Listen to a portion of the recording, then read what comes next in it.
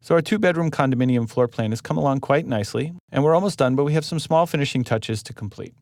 I'm in a file here called wall joins, and if you recall when we were laying out the interior partitions, we ended up with some undesirable conditions over here and over here. I'm going to use my zoom in region and zoom in on this location, and you may recall that we had these really sharp corners here where the walls come together. In addition to that, if I zoom in even closer over in this location, you'll see that I've got this masonry wall here and here with the cross-hatching inside, and it's joining one way over here with the neighboring wall and a different way over here. Now, when I look at this, I would really rather have the masonry pass all the way through here and have it interrupt this wall here. So I want this wall to pass through this wall. Now, we can actually control that with a command called Edit Wall Joins. So if you go to your Modify tab, and on the Geometry panel, you'll find the Wall Joins tool right here. So I'm going to click that. Now, the way this works is you move your mouse around on screen, and it will highlight with a square any intersection that you have on the screen there. So what I'm going to do is click right on this intersection to make that the focus of this tool.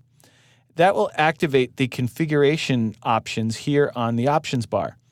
The way this works is you can choose from a butt or a miter condition, and you have several different conditions that you can toggle through. So the default behavior is a butt condition. A miter would look like that. Probably not what I want in this case, so let's stick with the butt condition.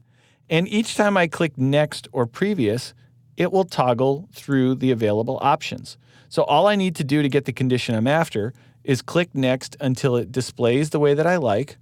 And then if I'm satisfied with that, I can click the Modify tool to cancel out of the command, and that completes the operation. So it's a pretty simple and straightforward approach. Let's zoom over here and take a look at these two conditions. Here's my Edit Wall Joins. I'm going to click on this intersection here. Now again, with a butt condition, it would just be between this and this, which frankly we wouldn't notice any difference. But what I have here now is a third option because of the acute angle here. So I'm going to choose the Square Off option, and that's exactly what it will do, is it will make a nice squared off condition there. Let me click on this condition here, do Square Off. It'll square it off this way, or if I like, I can click Next, and it will square it off that way. So you choose whichever one that you want. I'm going to go with that one.